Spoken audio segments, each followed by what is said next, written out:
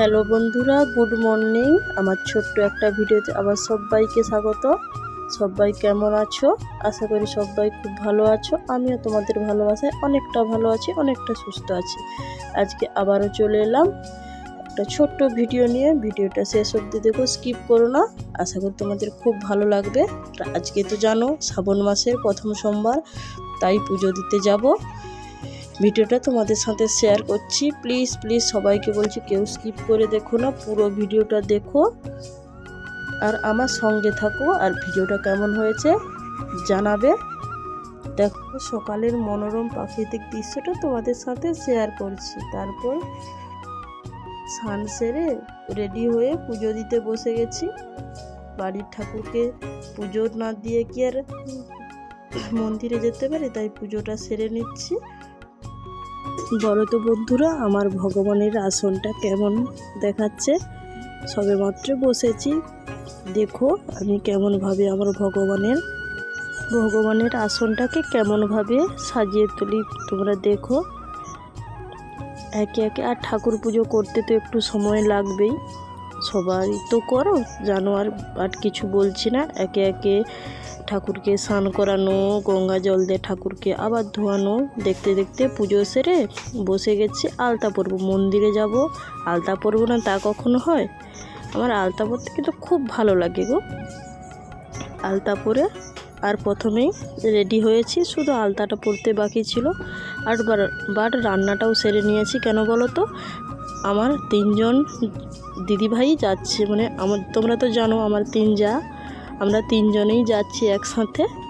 তাই এসে রান্না করতে হয়তো দেরি হলো, মন্দিরে এসে রান্না করতে অসুবিধা হবে। আর বাড়ির তো কতজন সদস্য তোমরা তো আমার আগের ভিডিওটাতে দেখেছো। তাই রান্নাটা সেরে নিয়েছি, সেটা তোমাদের সাথে শেয়ার করতে পারিনি। তারপর রেডি হতে বসেছি, পুরোটা রেডি, শুধু আলতাটা পরতে বাকি ছিল। দেখতে দেখতে তোমাদের সাথে কথা বলতে বলতে আলতাটাও আমার পরা কমপ্লিট। দিদি ভাইরা একটু এগিয়ে গিয়েছে, আমার আলতাটা পরতে বাকি ছিল, বললাম তুমি একটু এগিয়ে যাও। আর আজকে তো দেখেও পুরোটা এবার রেডি। এবার সামনে আমার বাড়ির সামনেই গণদেবতা আছে, গণদেবতাকে স্মরণ করে বেরিয়ে পড়েছি। আর আজকে তোমাদের দাদাভাই যাবে না কিন্তু, কেন বলো তো, 3জন যাবো তো একসাথে, বাইকে যেতে অসুবিধা হবে, তাই আমরা টোটোতে করেই যাব। দিদি ভাইরা একটু আগে বেরিয়েছে আর আমি পরপর যাচ্ছি। যেতে যেতে দেখো আমরা কিন্তু পৌঁছেই গেছি। আর আমাদের বাড়ি থাকতে খুব একটা দূরে, দেখো টোটো দাঁড়িয়ে আছে, আর টোটোতে আগে থাকতে দিদি ভাইরা বসে আছে, আমি উঠে পড়লাম। এই তো বড়দি ভাই দেখতে পাচ্ছ, বড়দি ভাই আর মেজদি ভাই ও সাইডটাতে বসেছে। বাট তোমাদেরকে দেখতে পাচ্ছ না। খুব একটা মানে দূরে নয় মন্দিরটা, বাড়ি থাকতে 10 মিনিটের পথ হবে। দেখতে দেখতে আমরা কিন্তু পৌঁছেই গেছি। এবার টোটো থাকতে নেমে পড়েছি। ওই দেখো লাল কাপড় পরা, ওটাই আমাদের মেজদি ভাই। আর এই যে এটা বড়দি ভাই। দেখতে দেখতে মন্দিরের কাছেই পৌঁছে গেছি। আর আজকে সকাল থাকতে খুব বৃষ্টি হচ্ছিল, তাই কিন্তু প্রচণ্ড জল হয়েছে মন্দিরটার পাশে, আর প্রচণ্ড কাদু আর ভিড় কাকে বলে, সে অসম্ভব ব্যাপার গো। ভিড় তো বলার কথা নয়। দেখো কেমন জল জমেছে, খুব সুন্দর দেখাচ্ছে রাস্তাটা, তাই না বলো? খুব ভিড়। আর আমাদের লাইন সেই লম্বা লাইন পড়েছে, কতটা দূরে যে আমাদের লাইন হয়েছে। আর বাড়িতে পৌঁছাতে যে কতটা দেরি হবে তা বলে বোঝাতে পারবো না, প্রচণ্ড ভিড়। দেখো আমরা লাইনে দাঁড়িয়ে পড়েছি, আর সবাই লাইনে দাঁড়ায়নি। মেজদি ভাই বললো তোমরা লাইনে দাঁড়াও আর আমি ফলটাকে টেনে, না হলে সবাই যদি লাইনে থাকে আবার কাছে যে ফল কাটতে তো দেরি হবে। এদিকে দেখো বাঁশ দিয়ে বেঁধে রেখেছে, যারা জল আনতে গিয়েছিল তমলুক থাকতে তারা জলটা ওখানে এসে রেখেছিল। এখনও অনেকে দেখো জল ঢালতে পারেনি, রয়ে গেছে। আর লাইন প্রায় আমরা 200-300 জনের পরে আমাদের লাইন। কখন যে আমরা বাড়ি ফিরবো তা বলার কথা নেই। বাট এখানে এসে তো মনটা ভরেই যায়।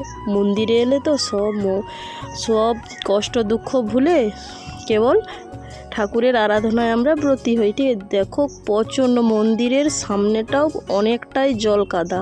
এই জন্য কী করেছে বলো তো, মন্দিরের ওপর টুলু দিয়ে জল চলছে, সে পা ধুয়ে একে একে মন্দিরে সবাই প্রবেশ করছে। আর বৃষ্টিটা কিন্তু এখন থেমে গেছে, এখন কিন্তু অনেকটাই রৌদ্রু বেরিয়েছে।